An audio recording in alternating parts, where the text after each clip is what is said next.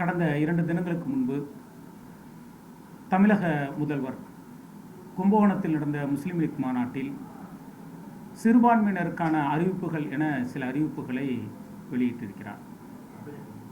அந்த அறிவிப்பில் உலமாக்களுக்கு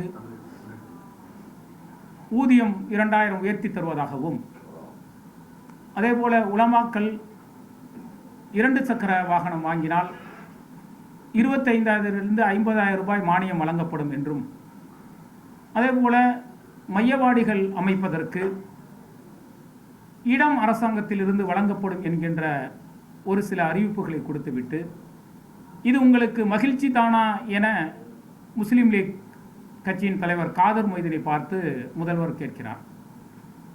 காதர் மொய்தீன் முஸ்லீம் லீக் இயக்கத்தின் முக்கிய நிர்வாகியாக இருக்கலாம். அவர் மகிழ்ச்சியை தெரிவித்தால் மட்டும் தமிழக மக்கள், குறிப்பாக முஸ்லிம்களின் ஒட்டுமொத்த மகிழ்ச்சியாக அதை எடுத்துக்கொள்ள முடியுமா என்று சொன்னால் நிச்சயமாக முடியாது. ஏனென்று சொன்னால், மறைந்த மு. கருணாநிதி அவர்கள் இஸ்லாமியர்களுக்கு 3.5% இடஒதுக்கீடை வழங்கினார். அப்போதே எங்களுடைய கோரிக்கை 7% இடஒதுக்கீடு வழங்கப்பட வேண்டும் என்பதை நாங்கள் பல ஆண்டுகளாக வலியுறுத்தி போராடி 3.5% இடஒதுக்கீடு பெற்றோம்.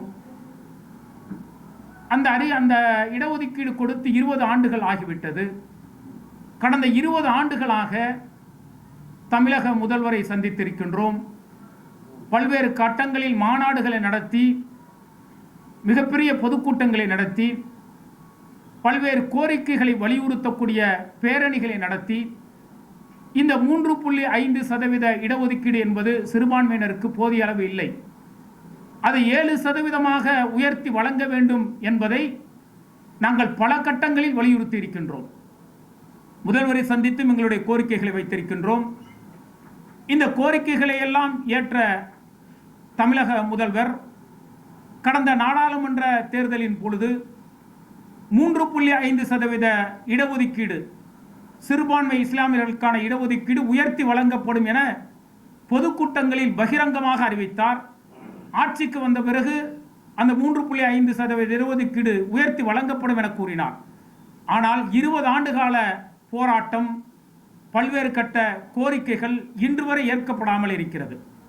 அவ பெயருக்கு சில உலமாக்களுக்கு 1500 உலமாக்கள் இருக்கிறார்கள், அவர்களுக்கு 2000 ரூபாய் ஊதியத்தை உயர்த்தி கொடுப்பதோ, அல்லது வாகனம் வாங்கக்கூடிய சில உலமாக்களுக்கு மானியங்களை உயர்த்தி கொடுப்பதோ, ஒட்டுமொத்த இஸ்லாமியர்களுக்கு அது திருப்தியை தருமா, அது அவர்களுடைய வாழ்க்கையில் ஏற்றத்தை தருமா என்று சொன்னால் நிச்சயமாக இல்லை என்பதுதான் நிதர்சனமான உண்மை.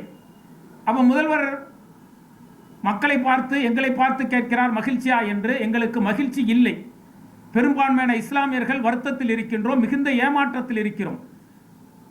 தமிழக முதல்வர் சட்டமன்ற தேர்தலை சந்திப்பதற்கு முன்பாக இந்த இடஒதுக்கீடு குறித்து நல்லதொரு முடிவை அறிவிப்பார் என்ற எதிர்பார்ப்பு எங்களிடத்தில் இருந்தது.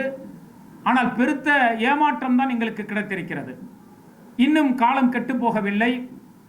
இன்னும் தேர்தல் அறிவிப்பதற்கு 1 மாத காலம் இருக்கிறது. அதற்குள் இந்த 3.5% இடஒதுக்கீடை தமிழக முதல்வர் உயர்த்தி வழங்க வேண்டும் என்பதை இந்த நேரத்தில் வலியுறுத்தி கேட்டுக்கொள்கின்றோம். அதே நேரத்தில் இடஒதுக்கீடை உயர்த்தி வழங்குவதில் சட்ட சிக்கல் இருக்கும், அது உடனடியாக செய்ய முடியாது என்ற காரணத்தை கூறினால், அந்த காரணம் ஏற்புடையதாக இருக்கிறதா என்பதை நாங்கள் ஆலோசிப்போம். அதே நேரத்தில் இன்றைக்கு கனிமொழி அவர்கள் திராவிட முன்னேற்றக் கழகத்தின் தேர்தல் அறிக்கையை தயார் செய்து கொண்டிருக்கின்றார்.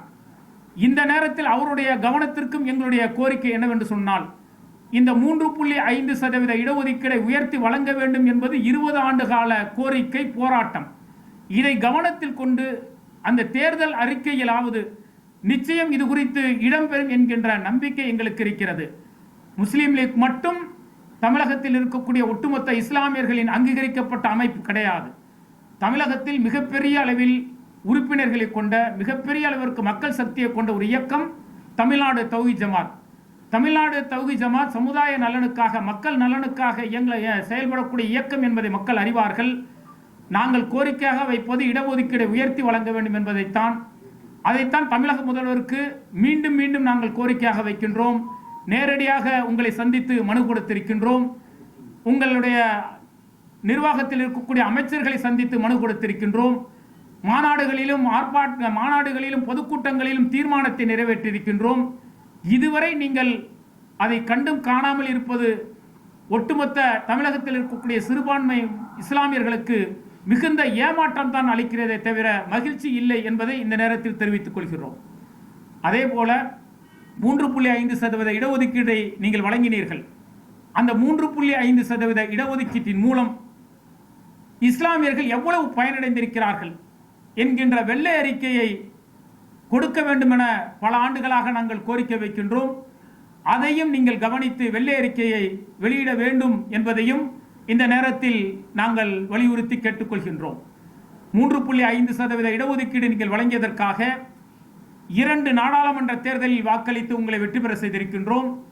சட்டமன்ற தேர்தலில் வாக்களித்து மிகப்பெரிய வெற்றியை உங்களுக்கு நாங்கள் வழங்கியிருக்கின்றோம். இந்த வரக்கூடிய சட்டமன்ற தேர்தலில் மீண்டும் நீங்கள் வெற்றி பெற்று தமிழக முதல்வராக ஆக வேண்டும், திராவிட முன்னேற்றக் கழகம் ஆட்சி அமைக்க வேண்டும் என்று சொன்னால் சிறுபான்மையோட வாக்கு என்பது மிக மிக அவசியமானது என்பதை நீங்கள் உணர்வீர்கள். இன்றைக்கு கருத்து கணிப்புகள் புள்ளி விவரங்கள் சொல்கின்றன. 60க்கும் மேற்பட்ட சட்டமன்ற தொகுதிகளில் வெற்றி வாய்ப்பு என்பது சொற்ப ஓட்டுகளில் தான் இருக்கும் என்பதை இன்றைக்கு தெல்ல தெளிவாக கருத்து கணிப்புகள் சொல்கின்றன. இந்த நேரத்தில் சிறுபான்மையினுடைய வாக்குகள் சிந்தாமல் சிதறாமல் திராவிட முன்னேற்ற கழகத்திற்கு முழுமையாக கிடைக்க வேண்டும் என்று சொன்னால் எங்களுடைய இடஒதுக்கீடு விஷயத்தில் நீங்கள் கவனம் எடுக்க வேண்டும் என்பதையும் இந்த நேரத்தில் நாங்கள் வலியுறுத்தி கேட்டுக்கொள்கின்றோம். அடுத்த கோரிக்கை, சிறைவாசிகள் நீண்ட நாட்களாக அப்பாவி சிறைவாசிகள் 25 ஆண்டுகளுக்கு மேலாக சிறையில் வாடிக்கொண்டிருக்கிறார்கள். நீங்கள் அண்ணா பிறந்த நாள் பொழுதும் மற்ற சிறப்பு நாட்களும் பொழுதும் பல கைதிகளை நீங்கள் விடுதலை செய்கிறீர்கள். ஆனால் அப்பாவி சிறை கைதிகளை விடுதலை செய்ய கோரி பல கட்ட கோரிக்கைகள் போராட்டங்கள் நடத்தப்பட்டிருக்கிறது. ஆனால் இந்த சிறைவாசிகள் விடுதலையில் நீங்கள் அமைதியாக இருக்கிறீர்கள். காரணம் கேட்டால் கவர்னருக்கு நாங்கள் மசோதாவை அனுப்பியிருக்கின்றோம், அந்த மசோதா கிடப்பில் கிடைக்கிறது, அது கையொப்பமாகினால் நாங்கள் விடுதலை செய்வோம் என்கின்ற கருத்தும் சொல்லப்படுகிறது. சட்ட வல்லுநர்களை கலந்தீர்கள் என்று சொன்னால் இதற்கு மாற்றாக சிறை கைதிகளை விடுதலை செய்வதற்கான வாய்ப்புகள் இருக்கிறது என்பது உங்களுக்கும் தெரியும், எங்களுக்கும் தெரியும். அது குறித்தும் ஆலோசித்து அப்பாவி சிறை கைதிகளை விடுதலை செய்வதற்கு ஆவணம் செய்ய வேண்டும் என்பதையும் நாங்கள் இந்த நேரத்தில் கேட்டுக்கொள்கின்றோம். அடுத்ததாக, திருப்பரங்குன்றம் விஷயத்தில் சிக்கந்தர் தர்கா பல 100 ஆண்டுகளாக அந்த மலையில் இருந்து வருகிறது. அதற்கு வரலாற்று சான்றுகள், நிறைய அரசு ஆவணங்கள் இருக்கிறது. மக்கள் நேரடியாகவே சொல்லக்கூடிய நேரடி ஆதாரங்கள் இருக்கிறது. இப்படிப்பட்ட பல ஆதாரங்கள் இருக்கும் பொழுதும் 2 பெஞ்ச் கொண்ட நீதிபதிகள் இன்றைக்கு தீர்ப்பு வழங்கியிருப்பது மிகப்பெரிய அதிர்ச்சியை ஏற்படுத்துகிறது. தீர்ப்பு என்பது ஆவணங்களின் அடிப்படையிலும் வரலாற்று சான்றுகள் அடிப்படையிலும் அரசில் இருக்கக்கூடிய அரசு நிறுவனங்களில் இருக்கக்கூடிய சான்றுகள் அடிப்படையிலும் வழங்கப்பட வேண்டும். இன்னும் பல ஆண்டுகளாக அந்த சிக்கந்தர் மலையோடு திருப்பரங்குன்ற மலையோடு இருக்கக்கூடிய மக்கள், தொடர்பில் இருக்கக்கூடிய மக்கள் நேரடியாக சாட்சி வழங்குகிறார்கள். நாங்கள் இணைந்து பல ஆண்டுகளாக இந்த மலையில் எங்களுடைய வணக்க வழிபாடுகளை அவரவர்கள் விருப்பப்படி செய்து கொண்டிருக்கின்றோம். ஆனால் இன்றைக்கு பாசிசம் அரசியல் செய்வதற்காக இதை ஒரு மிகப்பெரிய பிரச்சனையாக கையில் எடுத்திருக்கிறார்கள். இதை கண்டுகொள்ளாமல் எங்களுடைய வாக்குகளையும் நாங்கள் கொடுக்கக்கூடிய கருத்துக்களை முன்வைத்து தீர்ப்புகள் வழங்கப்பட வேண்டும் என்பதையும் மக்கள் தெளிவாக கூறியிருக்கிறார்கள். அவன் நீதிமன்றம் என்பது சட்டத்து ரீதியாக ஆவணங்களின் அடிப்படையில், வரலாற்று சான்றுகள் அடிப்படையில், அரசு அலுவலகத்தில் இருக்கக்கூடிய ஆவணங்களின் அடிப்படையில் தீர்ப்புகள் வழங்கப்பட வேண்டும் என்பதையும் இந்த நேரத்தில் நாங்கள் கேட்டுக்கொள்கின்றோம். அடுத்ததாக, தமிழகத்தில் 8% இஸ்லாமியர்கள் இருக்கிறார்கள். அதாவது 7 கோடி பேர் இருக்கிறாங்கன்னா சுமார் 70 லட்சத்துக்கு குறைவில்லாமல் இஸ்லாமியர்கள் இருக்கிறார்கள். இந்த இஸ்லாமியர்களுடைய இந்த எண்ணிக்கையின் அடிப்படையில், விகிதாச்சாரத்தின் அடிப்படையில் தமிழகத்தில் இருக்கக்கூடிய எந்த ஒரு கட்சியாக இருந்தாலும் சரி, அதை திராவிட முன்னேற்ற கழகமாக இருக்கட்டும், அண்ணா திராவிட முன்னேற்ற கழகமாக இருக்கட்டும், காங்கிரஸாக இருக்கட்டும், அல்ல பிற கட்சிகளாக இருக்கட்டும், இந்த கட்சிகள் விகிதாச்சாரத்தின் அடிப்படையில் தமிழகத்தில் இருக்கக்கூடிய இஸ்லாமியர்களின் எண்ணிக்கையின் அடிப்படையில் அந்தந்த கட்சிகள் சட்டமன்ற தேர்தல்களில் இஸ்லாமிய வேட்பாளர்களை விகிதாச்சாரத்தின் அடிப்படையில் நிறுத்த வேண்டும் என்பதையும் எங்களுடைய கோரிக்கையாக நாங்கள் வைத்துக் கொள்கின்றோம். அவர் வெற்றி பெறுகிறாரா இல்லையா என்பது இரண்டாவது விஷயம். ஆனால் விகிதாச்சாரத்தின் அடிப்படையில் நீங்கள் இஸ்லாமியோட வாக்குகளை பெறுகிறீர்கள். இஸ்லாமியோட வாக்குகள் வெற்றியை நிர்ணயிக்கக்கூடிய ஒன்றாக இருக்கிறது. அப்போ இதையெல்லாம் கவனத்தில் கொண்டு விகிதாச்சாரத்தின் அடிப்படையில் ஒவ்வொரு கட்சியும் இஸ்லாமிய வேட்பாளர்களை சட்டமன்ற தேர்தலில் நிறுத்த வேண்டும் என்பதையும் எங்களுடைய கோரிக்கையாக நாங்கள் வைத்துக் கொள்கின்றோம். அரசியல் அதிகாரத்தில் வராமல் எதை சாதிக்க முடியாது பல இயக்கங்கள் திமுக ஆதரிக்கிறாங்க. நீங்கள் அரசியல் ஈடுபட ஒரு கொள்கை வச்சிருக்கீங்க. வரக்கூடிய தேர்தலில் உங்களோட திமுகவுடைய ஆதரவு எப்படி எதிர்பார்க்குறீங்க? தமிழ்நாடு தவ்ஹீத் ஜமாத்தை பொறுத்தவரை தமிழகத்தில் மிகப்பெரிய இஸ்லாமிய உறுப்பினர்களை கொண்ட ஒரு இயக்கம். இதற்கு பார்த்தீங்கன்னா மறைந்த முதல்வர் செல்வி ஜெயலலிதா அவர்கள் பல லட்சம் உறுப்பினர்கள் கொண்ட இயக்கம் தமிழ்நாடு தவ்ஹீத் ஜமாத். அவர்களுடைய எதிர்ப்போடு கமலஹாசனின் விஸ்வரூபம் படத்தை வெளியிட முடியாது என பகிரங்கமாக தெரிவித்தார். அப்படிப்பட்ட ஒரு இயக்கம், மிகப்பெரிய உறுப்பினர்களை எண்ணிக்கை கொண்ட ஒரு இஸ்லாமிய இயக்கம், அரசியலில் ஈடுபடவில்லை. ஆனால் மக்கள் நலனில் அக்கறை கொண்ட இயக்கம் என்பதை தமிழகத்தில் இருக்கக்கூடிய ஒட்டுமொத்த இஸ்லாமியர்களும் அறிவார்கள்.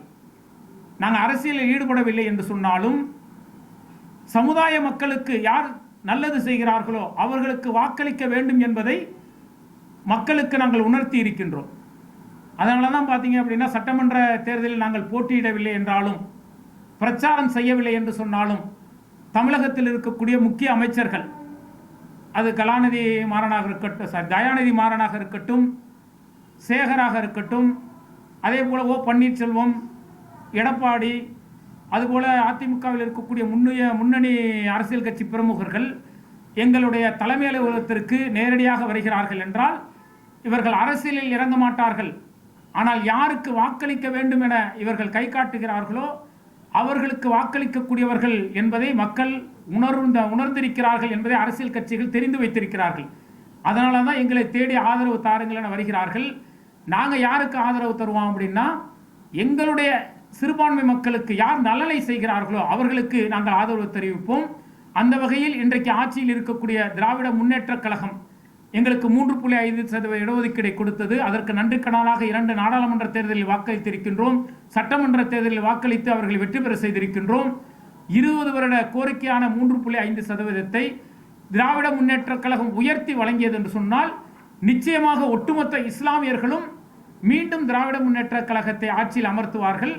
அதற்கு தமிழ்நாடு தவ்ஹீத் ஜமாத் ஆதரவாக இருக்கும் என்பதை ஒட்டுமொத்த மக்களும் புரிந்து கொள்வார்கள்.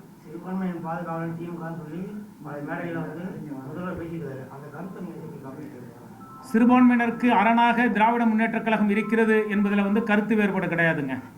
நீங்கள் திருப்புரம் குன்றம் செய்தியாக இருக்கட்டும், வக்போர்டு பிரச்சனையாக இருக்கட்டும், என்ஆர்சி சிஏஏ போன்ற பிரச்சனைகளாக இருக்கட்டும், அந்த நேரத்தில் எல்லாம் சிறுபான்மையினர் இஸ்லாமியர்களுக்கு ஆதரவாக பல கட்ட அறிக்கைகளை விட்டவர், சட்டமன்றத்தில் தீர்மானங்களை நிறைவேற்றிய கட்சி திராவிட முன்னேற்ற கழகம்.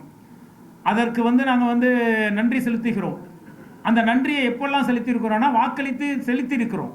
ஆனால் இப்போ எங்களுடைய கோரிக்கை என்பது வாழ்வாதார ரீதியான பிரச்சனை. வேலை இல்லை, படித்தவங்களுக்கு வேலை இல்லாமல் வெளிநாட்டுக்கு சென்றக்கூடிய நிலை, வேலை இல்லாத நிலையில் இஸ்லாமியர்கள் பரிதவித்துக் கொண்டிருக்கிறார்கள். அப்போ அரசு வேலை வாய்ப்பில் சென்றால்தான் இந்த இஸ்லாமிய சமூகம் கொஞ்சமாவது முன்னேறுவதற்கான வாய்ப்பு இருக்கிறது. அப்போ இந்த 3.5% இடஒதுக்கீடு போதுமானதாக இல்லை. ஏற்கனவே 3.5% இடஒதுக்கீடு கிறிஸ்துவர்களுக்கு கொடுத்தீர்கள், அவர்கள் அந்த இடஒதுக்கீடு வேண்டாம் என சொல்லியிருக்கிறார்கள். அப்போ அந்த 3.5% இடஒதுக்கீடு கொடுப்பதற்கு தயாராக இருக்கிறது. சட்ட வல்லுநர்களை ஆய்வு செய்தால், ஆலோசித்தால் இந்த 3.5% இடஒதுக்கீடை உயர்த்தி தருவதற்கான வாய்ப்புகள் இருக்கிறது. இன்னும் காலம் கெட்டுப்போகவில்லை, காலம் இருக்கிறது. தமிழக முதல்வர் முத்துவேல் கருணாநிதி ஸ்டாலின் அவர்கள் இது குறித்து பரிசீலிப்பார் என்கின்ற நம்பிக்கையோடு நாங்கள் காத்திருக்கிறோம்.